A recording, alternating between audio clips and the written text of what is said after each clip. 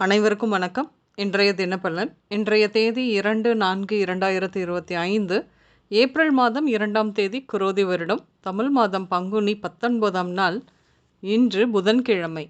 இன்றைய திருக்குறள் அதிகாரம் குற்றங்கடிதல். குறள் 436. தன் குற்றம் நீக்கி பிறர் குற்றம் காண்கிற்பின் என் குற்றமாகும் இறைக்கு. தெளிவுரை. முன்னே தன் குற்றத்தை கண்டு நீக்கி கொண்ட பிறகு பிறருடைய குற்றத்தை ஆராய வல்லவனானால் தலைவனுக்கு என்ன குற்றமாகும்? இன்று பிறந்தநாள் மற்றும் திருமண நாள் காணும் அனைவருக்கும் இனிய பிறந்தநாள் மற்றும் திருமண நாள் நல்வாழ்த்துக்கள்.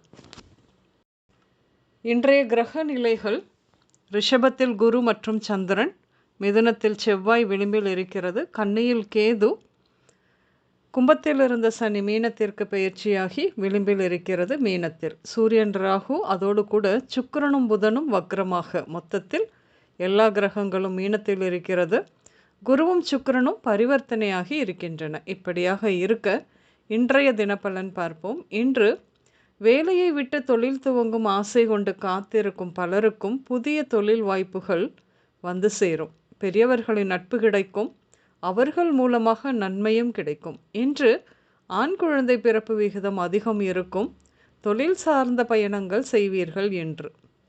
இன்று புதிய வீடுகள் வாங்குவீர்கள். சில குடும்பங்களில் சகோதரர்கள் ஒன்றாக இணைந்து ஒரே மாதிரியாக வீடு கட்ட முடிவெடுத்து வாங்கிய நிலத்தில் பிளான் போட்டு ஒப்பந்தம் பண்ணி வேலை ஆரம்பிக்க நாள் குறிப்பார்கள். இன்று ஞான மார்க்கமான தொடர்புகள் உண்டாகும்.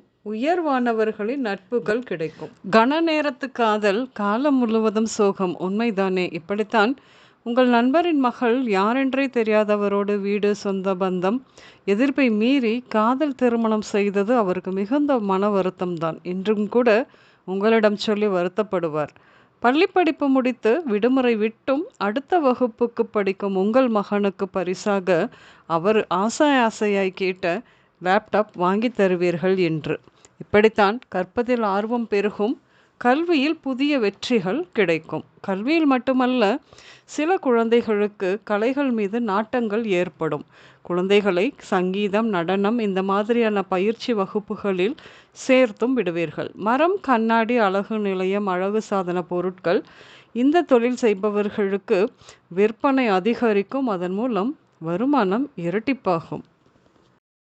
புதிய சொத்துக்கள் வாங்குவீர்கள். சிலருக்கு நீண்ட நாட்களாக நீடித்து இருந்த பூர்வீக சொத்து சம்பந்தமான பிரச்சனை ஒரு முடிவுக்கு வந்து உங்களின் பங்கு சரியாக வந்து சேரும்.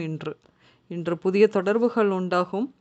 தங்களின் வேலை செயல்பாடுகளால், அதாவது அன்றன்ற வேலையை நிலுவை வைக்காமல் அன்றன்றே முடித்து விடுவதால் தலைமை அலுவலகம் உங்களுக்கு எதிர்பாராத நேரத்தில் கிளை அலுவலகத்திற்கு மேலாளராக பதவி உயர்வு கொடுத்து கௌரவிப்பார்கள். இப்படியாகத்தான் கிரக கோச்சார நிலைகள் இருக்கின்றன.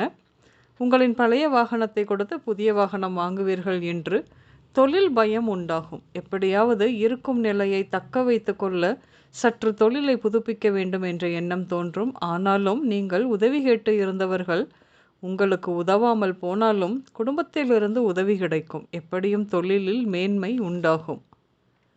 உடல்நிலையை பொறுத்தவரையில் இன்று காலம் தாழ்த்தி உண்ணும் நிலை உண்டாகும். அஜீரண கோளாறுகள் ஏற்படும். பல நாள்பட்ட நோய்களுக்கான சிகிச்சையும் நடைபெறும். கால்களில் காயம் ஏற்படுதல், கற்களால் தாக்கப்படுதல், கால் ஆணி, தசை தொடர்பான நோய்கள், வாயு கோளாறு, மறு வீசிங் இப்படித்தான் இருக்கின்றது. கவனம் வேண்டும்.